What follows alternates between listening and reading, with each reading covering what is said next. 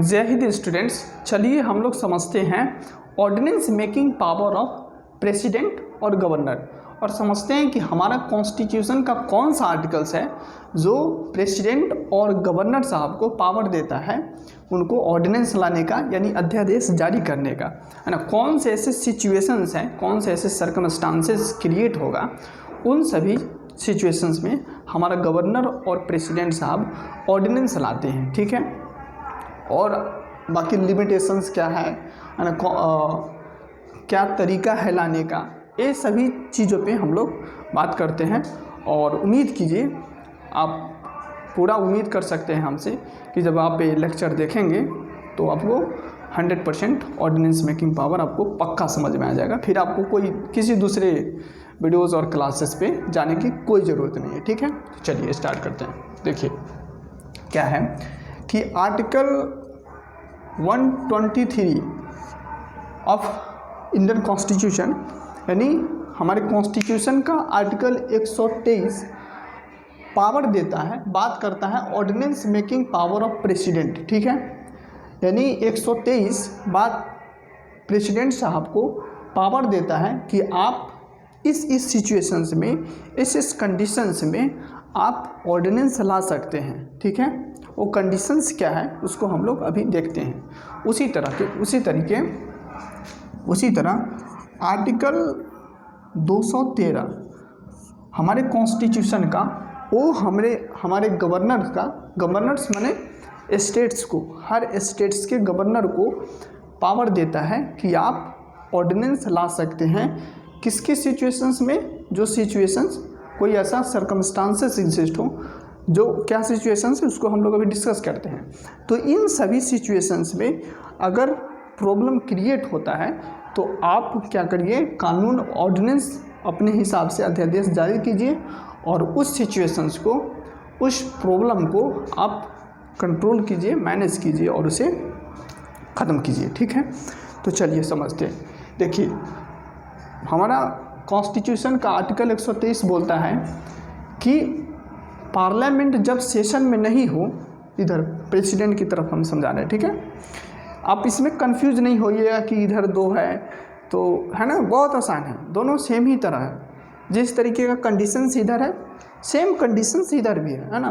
तो दोनों एकदम इक्वल्स है, बस थोड़ा मोना सा डिफरेंस है, उसको समझ लीजिएगा।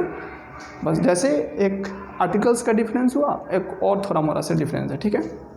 तो देखिए हमारा कॉन्स्टिट्यूशन बोलता है आर्टिकल 223, आर्टिकल 123 बोलता है कि जब पार्लियामेंट सेशन में नहीं हो, only parliament not in session, मतलब जब पार्लियामेंट सेशन में नहीं हो तभी प्रेसिडेंट साहब ऑर्डिनेंस ला सकता है, ठीक है।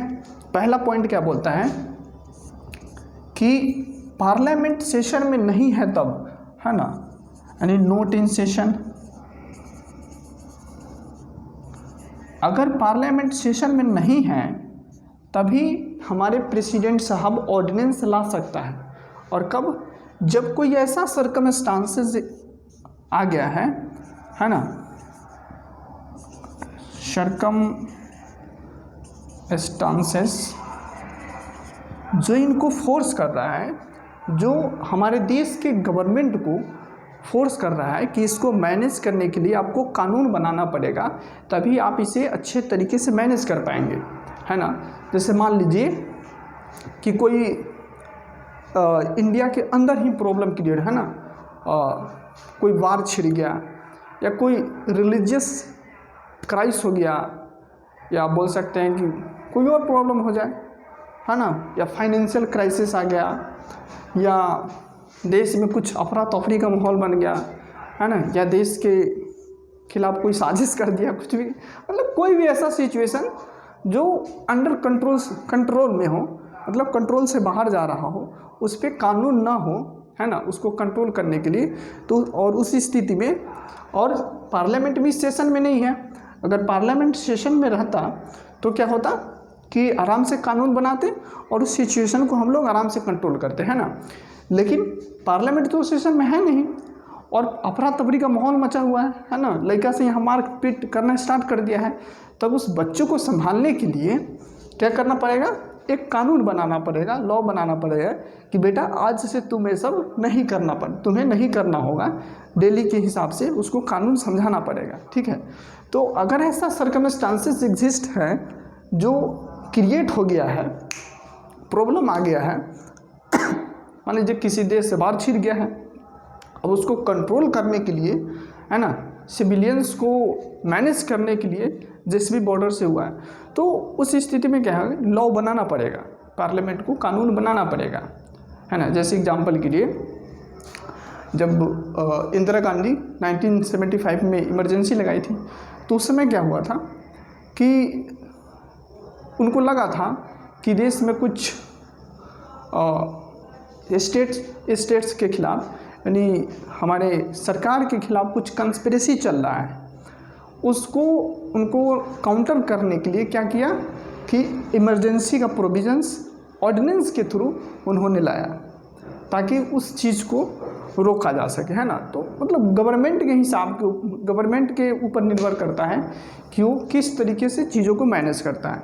हाँ, लेकिन अगर कोई ऐसा अपने मन मर्जी से नहीं, प्रेसिडेंट साहब अपने गवर्नमेंट अपने मन मर्जी से नहीं कि जब मन किया तब ऑर्डिनेंस नहीं, उसके लिए कुछ कंडीशंस हैं, कुछ सुझाव है, उसको कुछ लिमिटेशंस है, उसको ध्यान में रख के ही आपको काम करना है ना। तो उस समय जब मैडम लाई थी ऑर्डिनेंस के थ्रू, जब इमरजेंसी लगाई थी, तो उस समय पार्लियामेंट सेशन में नहीं था, है ना। तो एक कंडीशन सेटिस्फाइड करता था, ठीक है। और सर्कमस्टांसेस उस समय जो हमारे क्या नाम है उनका, खूब मस्त नाम था, तो उन्होंने कुछ सिंहासन खाली करो कि जनता आ रही है, उन्होंने नारा दिया था, बहुत अच्छा नाम था उनका, मिस कर रहा हूँ मैं यार, है ना। आपको पता हो तो कमेंट में ज़रूर बताना, ठीक है। चलिए हम लोग आगे बढ़ते हैं। तीसरा, एक तो पार्लियामेंट सेशन में नहीं हो तभी हमारे प्रेसिडेंट साहब ऑर्डिनेंस लाएगा। दूसरा, अगर कोई ऐसा सिचुएशन क्रिएट हो गया है, उसको मैनेज करने के लिए हमारे पास कानून नहीं है, तब हम क्या कर सकते हैं, ऑर्डिनेंस के थ्रू कानून बनाकर उस सिचुएशन को मैनेज करेंगे। तीसरा कि आप कानून बना तो दिए, लेकिन आप कानून उसी लिमिटेशन से बनेगा, मतलब आप कानून उसी सब्जेक्ट पे बनाओगे जिस पे हमारा पार्लियामेंट कानून बना सकता है। मतलब ऑर्डिनेंस मेकिंग पावर को एक्सटेंसिव होता है लेजिस्लेशन ऑफ पार्लियामेंट। इसका मतलब क्या हुआ कि जितने लिमिटेशंस पार्लियामेंट के ऊपर है कानून बनाने के लिए, उतना ही लिमिटेशंस, उतना ही आप बोल सकते हैं कि बाउंड्रीज हमारे प्रेसिडेंट के ऊपर भी है ऑर्डिनेंस लाने के लिए। जैसे मान लीजिए कि आप कोई भी ऐसा कानून बनाकर किसी का फंडामेंटल राइट वायलेट नहीं कर सकते, है ना, किसी का फंडामेंटल राइट छीन नहीं सकते, है कि नहीं। तो अगर आप किसी का फंडामेंटल राइट नहीं छीन सकते हैं कानून बनाकर, यानी पार्लियामेंट भी हमारा नहीं छीन सकता है ना, क्योंकि हम लोग का फंडामेंटल राइट्स है। हाँ, कुछ सर्कमस्टांसेस अलग हैं, उसका बाद जो एक्सेप्शंस है उसका बाद कुछ और है, लेकिन इन जनरल अगर सरकार चाहती है हम लोग का फंडामेंटल राइट छीनना, तो इतना आसान नहीं है। तो ठीक उसी तरह अगर प्रेसिडेंट चाहे, है ना, अगर प्रेसिडेंट चाहे कि पार्लियामेंट सेशन में नहीं है, और हम लोग क्या करते हैं कि चुपके से ऑर्डिनेंस ले आते हैं, और जो हमारा सिटीज़न है उन सिटीजन्स का क्या करें, फंडामेंटल राइट को छीन लेते हैं, उनको ले लेते हैं, है ना, फंडामेंटल राइट को वायलेट करके कोई कानून बना देते हैं। तो ऐसा नहीं कर सकता है ना। तो जो लिमिटेशंस पार्लियामेंट के ऊपर लागू होता है कानून बनाने में, है ना, जैसे जुडिशरी से पावर नहीं छीन सकते, है ना, जो बेसिक स्ट्रक्चर है हमारे कॉन्स्टिट्यूशन का उसको आप डिस्टर्ब नहीं कर सकते। जो फाउंडेशन है, जो बेसिक नीड है, बेसिक जो स्ट्रक्चर है ना, उसको आप डिस्टर्ब नहीं कर सकते हैं। वो आप पार्लियामेंट के थ्रू, जब पार्लियामेंट ही हमारा नहीं कर सकता है, तो आप ऑर्डिनेंस, तो ये तो एक्सेप्शन केस के लिए न दिया गया है, इसको आप रेयर केस में यूज़ करने के लिए दिया गया है आपको, है ना। तो एक ये चीज़ हुआ कि कुछ लिमिटेशंस है। लिमिटेशंस क्या है, जितना लिमिटेशंस आपके पार्लियामेंट के ऊपर से सेम लिमिटेशंस आपके यहाँ भी है ना। तो यहाँ पे हम लिख देते हैं आपको सेम लिमिटेशंस, ठीक है। तो उतना ही लिमिटेशंस यहाँ ऑर्डिनेंस पर भी लागू होगा, प्रेसिडेंट के ऑर्डिनेंस पे भी लागू होगा, ठीक है। नेक्स्ट पॉइंट कि जब भी हमारे प्रेसिडेंट साहब ऑर्डिनेंस लाता है ना, तो अपने मन मर्जी से, अपने डिस्क्रिशन से नहीं लाते हैं, अपनी इच्छा से नहीं लाते हैं ना। उनको क्या होता है कि काउंसिल ऑफ मिनिस्टर्स के एड एंड एडवाइस, यानी council of ministers headed by prime ministers. जब काउंसिल ऑफ मिनिस्टर्स ऐड और एडवाइस मतलब उनको सलाह देते हैं, उनको कहते हैं, है ना, कि भैया ऐसा प्रॉब्लम क्रिएट हो गया है, ऐसा सिचुएशन आ गया है कि अब ऑर्डिनेंस आप लाइए, अपने जो आपको पावर मिला है उसके थ्रू हम आपको सलाह दे रहे हैं।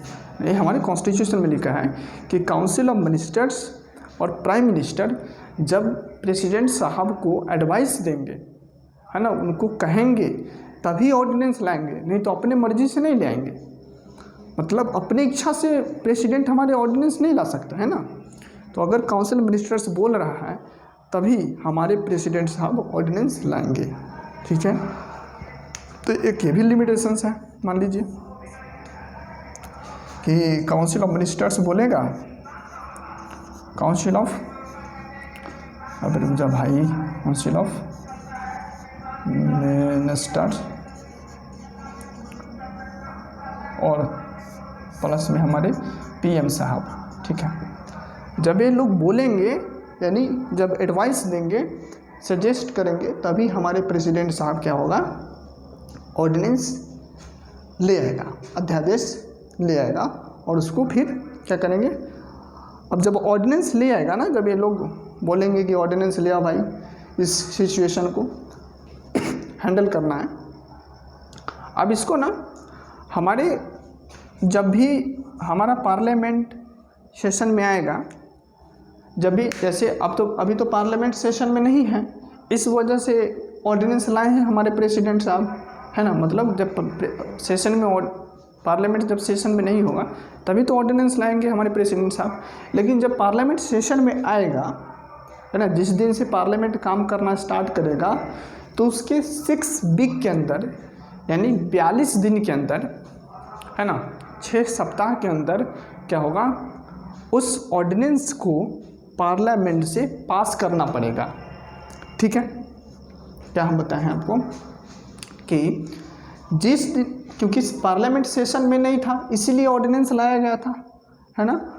अब जब पार्लियामेंट सेशन में आएगा, जिस दिन से पार्लियामेंट फिर काम करना स्टार्ट कर देगा, क्योंकि पार्लियामेंट सेशन में नहीं है तभी तो ऑर्डिनेंस लाया है ना। और जब पार्लियामेंट सेशन में आएगा, मतलब पार्लियामेंट काम करना स्टार्ट कर देगा, उसके जिस दिन से काम करना स्टार्ट करेगा ना, उसके 6 वीक के अंदर, 6 सप्ताह के अंदर इस ऑर्डिनेंस को पार्लियामेंट से पास करना पड़ेगा, तभी ये आगे कानून के रूप में देश में लागू रहेगा। नहीं तो क्या होगा, ख़त्म हो जाएगा, वाइड हो जाएगा, नल और वाइड हो जाएगा, ठीक है। मतलब ख़त्म हो जाएगा, इसका कोई इफेक्ट नहीं रहेगा उस दिन से, ठीक है।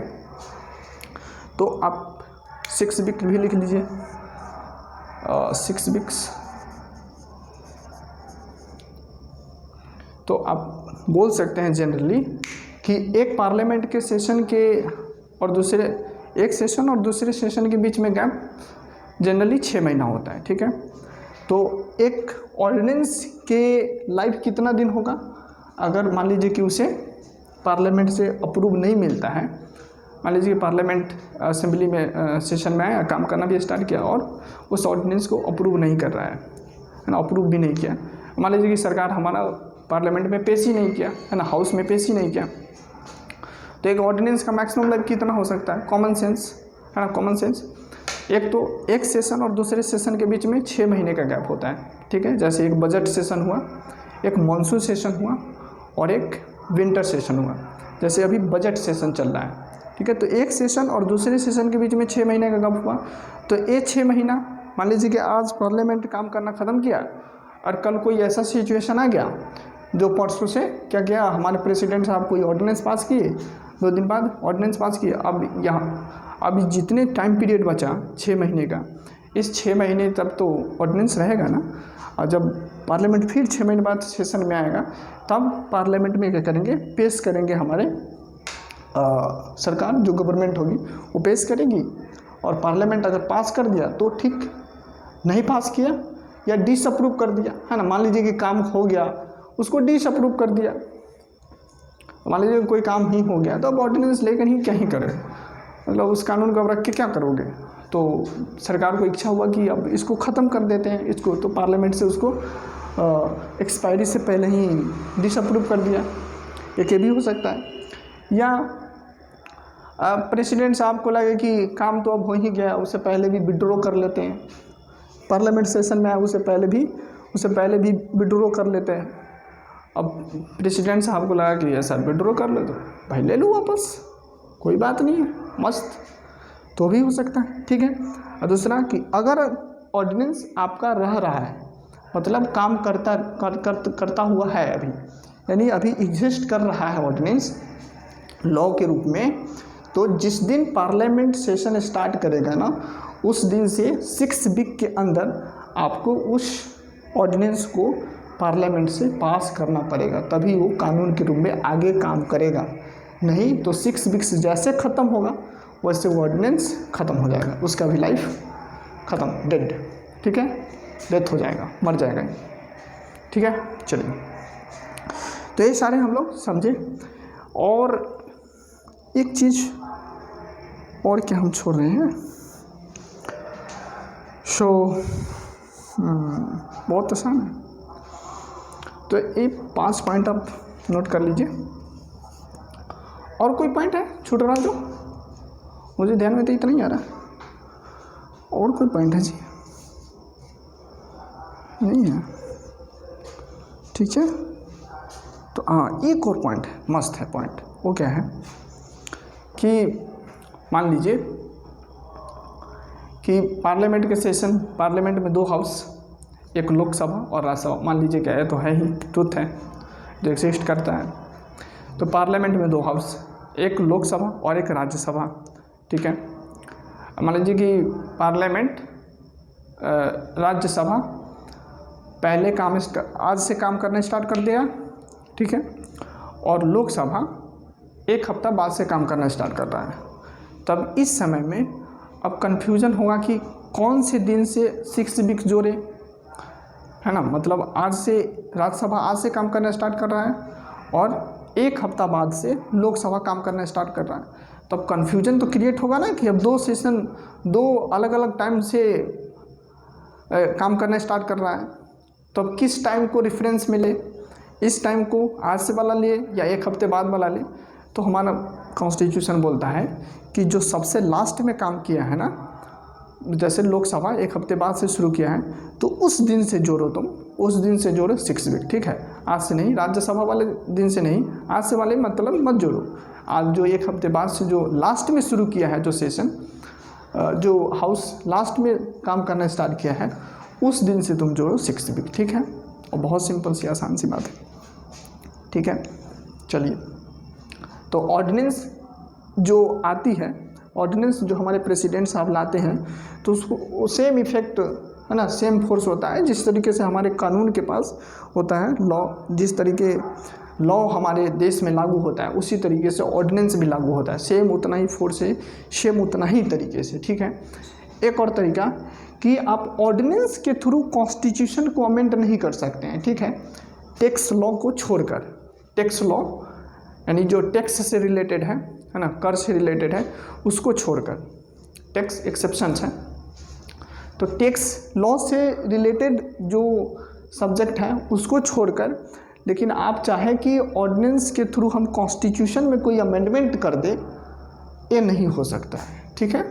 आपको कॉन्स्टिट्यूशनल अमेंडमेंट तभी पास करना पड़ेगा जब पार्लियामेंट के दोनों सेशन, पार्लियामेंट के दोनों हाउस सेशन में हो, काम कर रहा हो। और आपको पार्लियामेंट क्या होता है, जब कॉन्स्टिट्यूशनल अमेंडमेंट आपको जॉइंट सेटिंग में भी पास नहीं होता है, कॉन्स्टिट्यूशनल अमेंडमेंट आपको अलग अलग हाउस से अलग अलग पास करना पड़ता है। मतलब लोकसभा से एक बार पास कीजिए, फिर उसको राज्यसभा से भी पास कीजिए, तब प्रेसिडेंट कंसेंट देगा, तब हो जाएगा। और ज्वाइंट सीटिंग मतलब लोकसभा भी और राज्यसभा एक साथ बैठ गया, लोकसभा का मेंबर भी और राज्यसभा का मेंबर भी जब बैठ जाता है एक साथ तो उसको ज्वाइंट सीटिंग पर बोलता है। ठीक है, इसको हम लोग पार्लियामेंट वाले चैप्टर में अच्छे से समझेंगे। ठीक है, तो ये सारे पॉइंट्स हुआ कि कोई सिचुएशंस ऐसा क्रिएट हो जब पार्लियामेंट सेशंस में नहीं हो, है ना।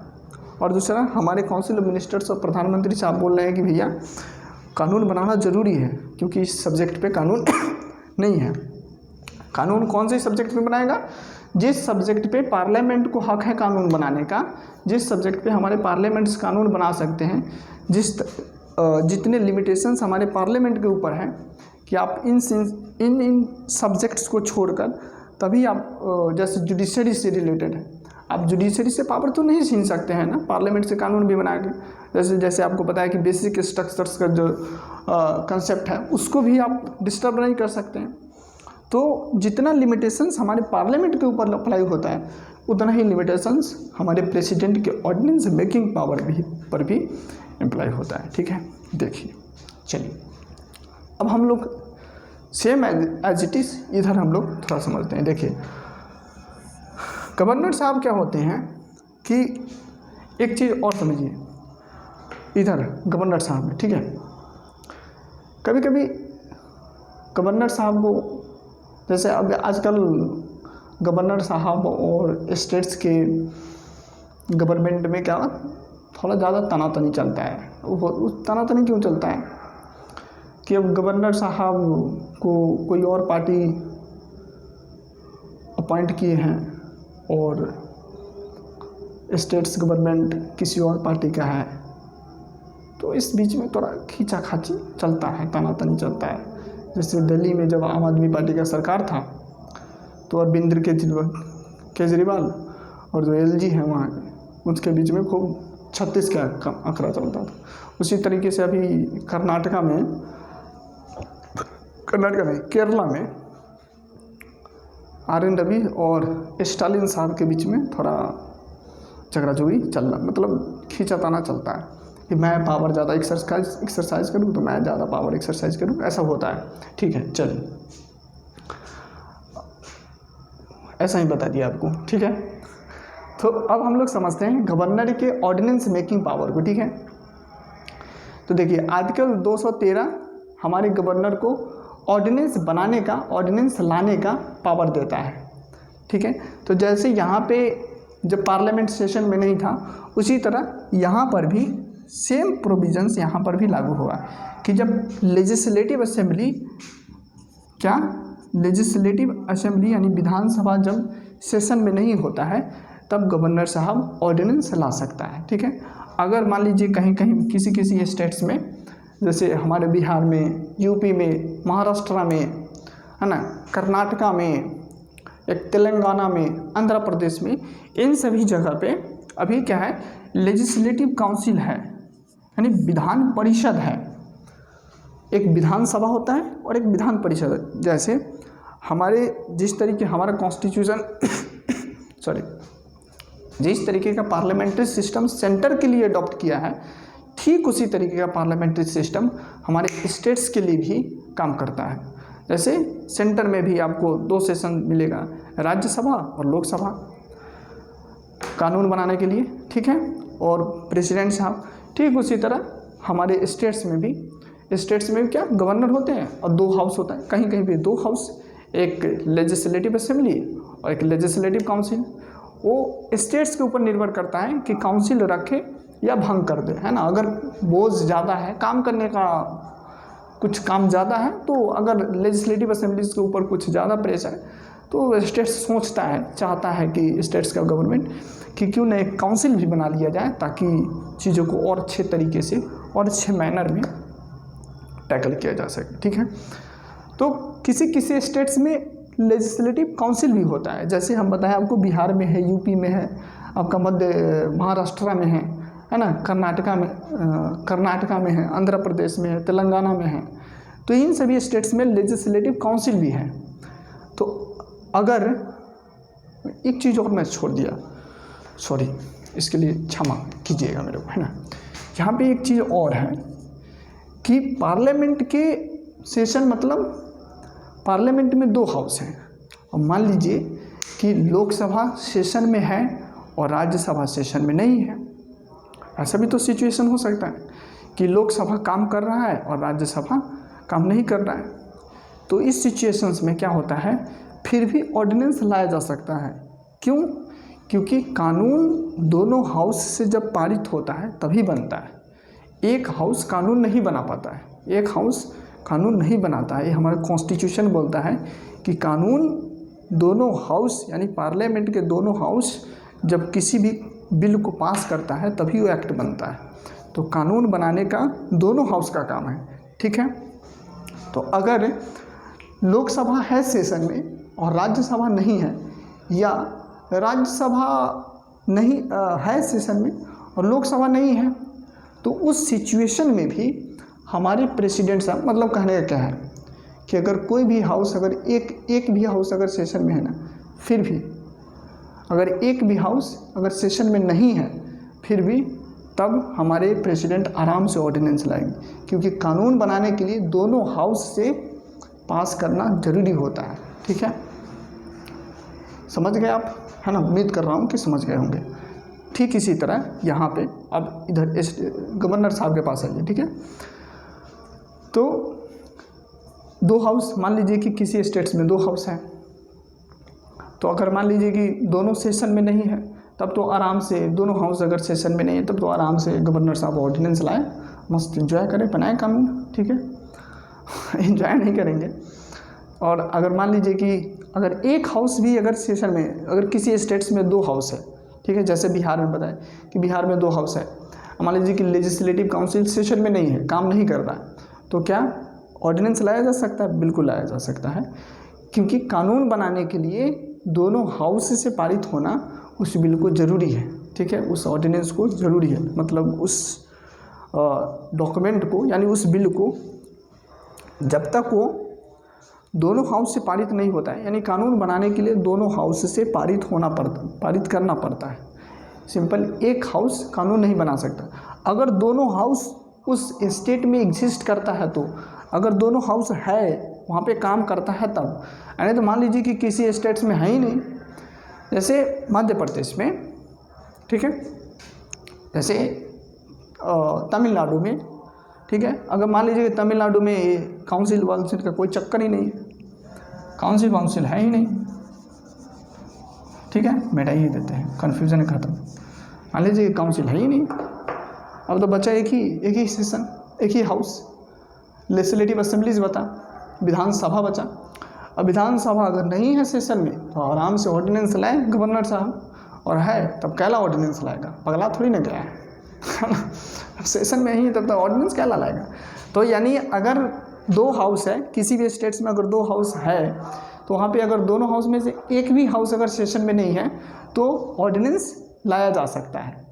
लेकिन अगर किसी स्टेट्स में सिर्फ एक ही हाउस है, ठीक है, और वो भी एक हाउस अभी सेशन में नहीं है, तो आराम से ऑर्डिनेंस ले। लेकिन अगर दोनों हाउस है और दोनों हाउस काम कर रहा है तो फिर ऑर्डिनेंस क्या को लाएगा बे, ठीक है। तो ये कुछ चीज़ें हमारे कॉन्स्टिट्यूशन में बात किया गया है, जो आर्टिकल 213 है ये बात करता है। एक तो ये हुआ।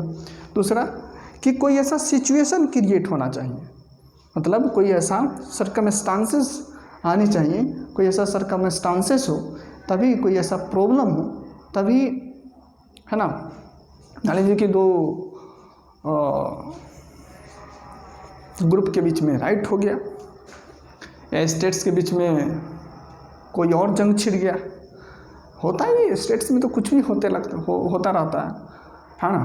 तो उस सिचुएशन को कंट्रोल करने के लिए क्या होता है कि उस सिचुएशन अगर उस पर कानून नहीं बना है, उस पर कानून नहीं है, तो आराम से ऑर्डिनेंस लाए गवर्नर साहब और उस चीज़ को कंट्रोल करें, ठीक है। तो ठीक उसी तरह यहाँ पर भी वैसा सर्कमस्टांसेस एग्जिस्ट करना चाहिए, सिचुएशन ऐसा कोई क्रिएट करे जो गवर्नर साहब को लगे और काउंसिल मिनिस्टर्स और सीएम साहब को लगे कि हमारे पास कानून नहीं है। इस सिचुएशन को कंट्रोल करने के लिए, इस प्रॉब्लम को कंट्रोल करने के लिए कि जब ये बच्चा जो एग्जांपल दिए थे बच्चा वाला, कि ये बच्चा अब कुछ गड़बड़ सरबड़ उठा पटक कर रहा है, तो इसको कंट्रोल करने के लिए पहले हमको कानून बनाना पड़ा। कानून होना चाहिए। देश कानून से चलता है, मन मर्जी से नहीं चलता है ना। तो इस बच्चों को कंट्रोल करना है तो क्या करना पड़ेगा, पहले कानून बनाना पड़ेगा। अब कानून बनाने के लिए तो हमारा काउंसिल सब और असेंबली सब सेशन में है नहीं, तो अब करें क्या। तो इसके लिए गवर्नर साहब आराम से ऑर्डिनेंस लाएं और कानून बनाएं और इस जो उत्पाती लड़का है इसको कंट्रोल करें। ठीक है, समझे। चलिए, तो सर्कमस्टांसेस मतलब प्रॉब्लम क्रिएट हो तब उसको आराम से हैंडल किया जा सके। दूसरा कि जितना लिमिटेशंस लेजिस्लेटिव असेंबलीज के ऊपर होता है कानून बनाने के लिए, उतना ही लिमिटेशंस ऑर्डिनेंस के ऊपर भी होगा।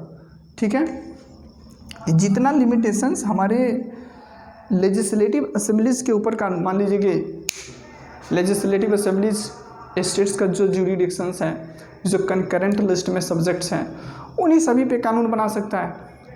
अभी लेजिस्लेटिव असेंबली मुंह उठा के अब सेंटर के ज्यूरिडिक्शन में थोड़ी ना घुस जाएगा, है ना। मतलब जो उसका ज्यूरिडिक्शंस है उससे बाहर ना जाए। तो ठीक उसी तरीके से ऑर्डिनेंस के थ्रू भी उस ज्यूरिडिक्शन से बाहर नहीं जा सकते। यानी जितने लिमिटेशंस, जितने बाउंड्रीज, जितने वॉल आपके ऊपर खड़ा किया गया आपको रोकने के लिए, उन सभी वॉल लेजिस्लेटिव असेंबली को रोकने के लिए, ठीक उसी तरह वही लिमिटेशंस हमारे ऑर्डिनेंस के ऊपर भी लगेगा जो गवर्नर साहब ले आएंगे। ठीक है, चलिए। दूसरा, जैसे यहाँ पे काउंसिल ऑफ मिनिस्टर्स और प्रधानमंत्री जब सलाह देंगे तो पीएम साहब लाएंगे, प्रेसिडेंट साहब लाएंगे। ठीक उसी तरह यहाँ भी काउंसिल ऑफ मिनिस्टर्स और सीएम साहब जब हमारे सलाह देते हैं, है ना, council of ministers plus CM साहब, जब सीएम साहब और काउंसिल ऑफ मिनिस्टर जब सलाह करते हैं, एड और एडवाइस देते हैं, तभी गवर्नर साहब अपना ऑर्डिनेंस मेकिंग पावर के थ्रू ऑर्डिनेंस ले आते हैं, कानून बनाते हैं और चीज़ें को सही मैनर में कंट्रोल करते हैं। ठीक है। दूसरा, ठीक उसी तरह यहाँ भी 6 वीक्स चाहिए। जिस दिन लेजिस्लेटिव असेंबलीज काम करना स्टार्ट करेगा, ठीक उसके 6 वीक के अंदर क्या होना चाहिए, पारित हो जाना चाहिए वो ऑर्डिनेंस, नहीं तो क्या हो जाएगा, ख़त्म हो जाएगा। मान लीजिए कि उससे पहले ही हमारे गवर्नर साहब वापस ले लिया, आराम से ले सको, इंजॉय करो, वापस ले लो, ख़त्म करो कहानी। या मान लीजिए कि लेजिस्लेटिव असेंबलीज डिसअप्रूव कर दे रहा है उसको, है ना, मतलब लेजिस्लेटिव असेंबली से उसको पास करके डिसअप्रूव कर दिया, तो उससे पहले भी ख़त्म हो जाएगा। ठीक है। यहाँ भी 2 सेशन के बीच में 6 महीने का समय होता है, तो एक ऑर्डिनेंस का लाइफ मैक्सिमम 6 महीना और 6 वीक्स। ठीक है, तो ये हुआ। अब जैसे एक और चीज़ कि मान लीजिए कि कुछ इनके ऊपर इंस्ट्रक्शंस है गवर्नर साहब के ऊपर, कि मान लीजिए कि गवर्नर साहब कुछ कॉन्स्टिट्यूशन से रिलेटेड कानून लाना चाहते हैं। ठीक है।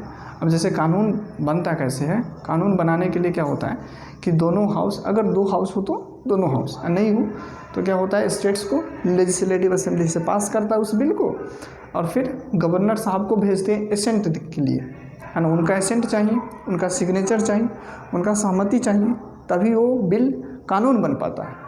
ठीक है। तो कानून बनने के लिए अगर हमारे गवर्नर साहब को लगता है, क्योंकि गवर्नर साहब हमारे सेंट्रल गवर्नमेंट का नुमाइंदे होते हैं, यानी सेंटर का एजेंट के तौर पे काम करता है ना, क्योंकि सेंटर ही, हमारे प्रेसिडेंट साहब ही अपने वारंट एंड शील मुहर के थ्रू इनको अपॉइंट किए रहते हैं। ठीक है।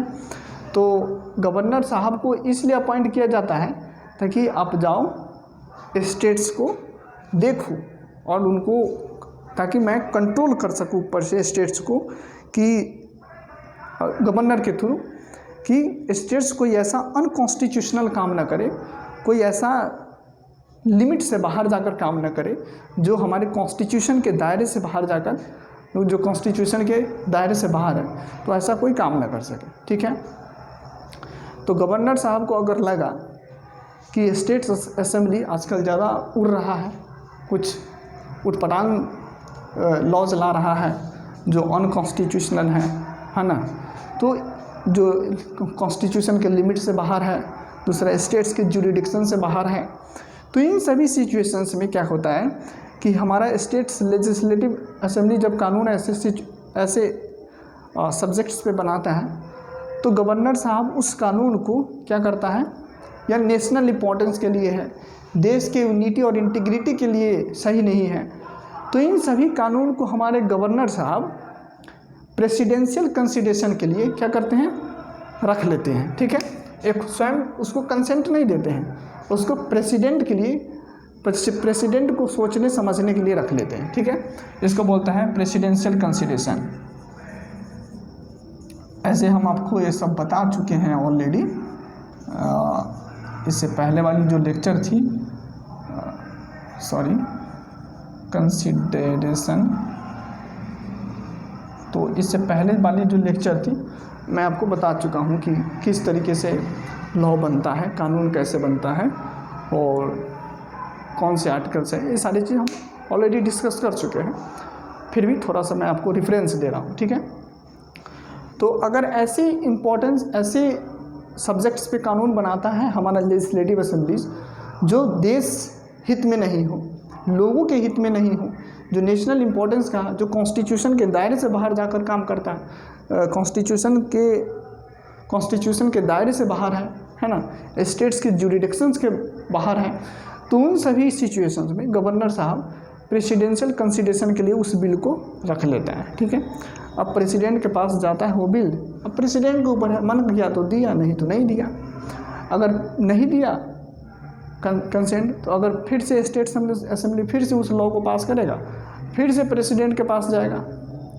अब प्रेसिडेंट का मन किया तो फिर दिया, नहीं तो नहीं दिया।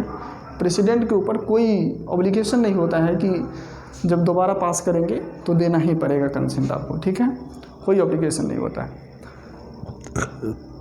इसी चीज़ का फ़ायदा अभी हमारे तमिलनाडु का गवर्नर साहब हैं वो उठा रहे हैं। ठीक है, और तमिलनाडु की सरकार को परेशान करके रखा है। चलिए, एक केस अभी सुप्रीम कोर्ट में चल रहा है, हेयरिंग हो रही है। तो अब मान लीजिए कि इन सभी सब्जेक्ट्स पे, जो सब्जेक्ट बताए जो नेशनल इंपॉर्टेंस का है, कॉन्स्टिट्यूशन के दायरे से बाहर का है ना, जो कानून अल्ट्रा वायरस है और कुछ आलतू फालतू कानून ला रहा है स्टेट्स असेंबलीज, तो उन सभी सिचुएशन में जब ऐसा कानून, या मान लीजिए कि ऐसा कानून पास किया है जिसको ऑलरेडी पहले ही प्रेसिडेंट साहब मना कर चुके हैं कि भाई ऐसा कानून मत बनाया कर, तो इन सभी सिचुएशंस में क्या, इन सभी सिचुएशंस में अगर इन सभी सब्जेक्ट्स पे अगर गवर्नर साहब ऑर्डिनेंस लाना चाहता है तो सबसे पहले प्रेसिडेंट साहब से हमारे क्या इंस्ट्रक्शंस लेना पड़ेगा, है ना, इनसे पूछना पड़ेगा कि मैं ऐसे ऐसे सब्जेक्ट्स पे जा रहा हूँ ऑर्डिनेंस बनाने, बताइए क्या किया जाए। तो अगर प्रेसिडेंट साहब को लगेगा कि चलो बना ही लो तो ठीक है, नहीं अगर मना कर दिए तो नहीं।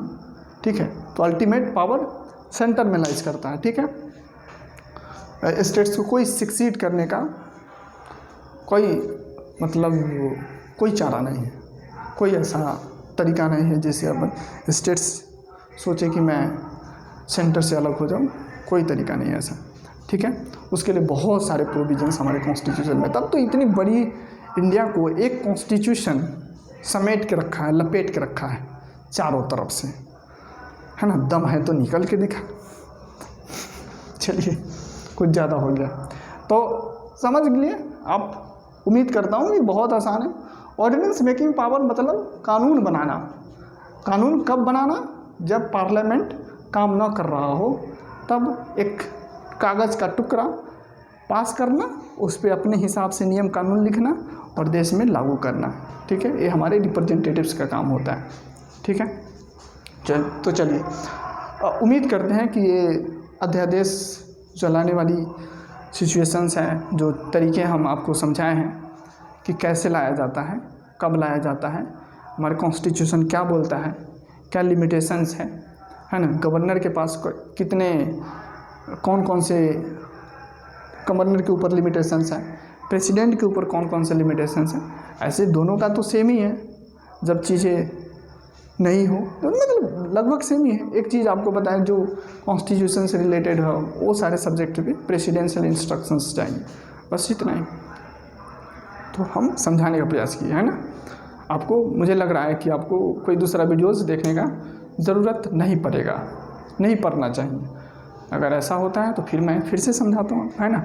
तो तब तक के लिए एंजॉय कीजिए लेक्चर को, मस्त रहिए, स्वस्थ रहिए, बिंदास रहिए, पढ़ते रहिए, और मिलते हैं हम आपसे अगले लेक्चर में। तब तक के लिए बाय बाय, थैंक यू, जय हिंद।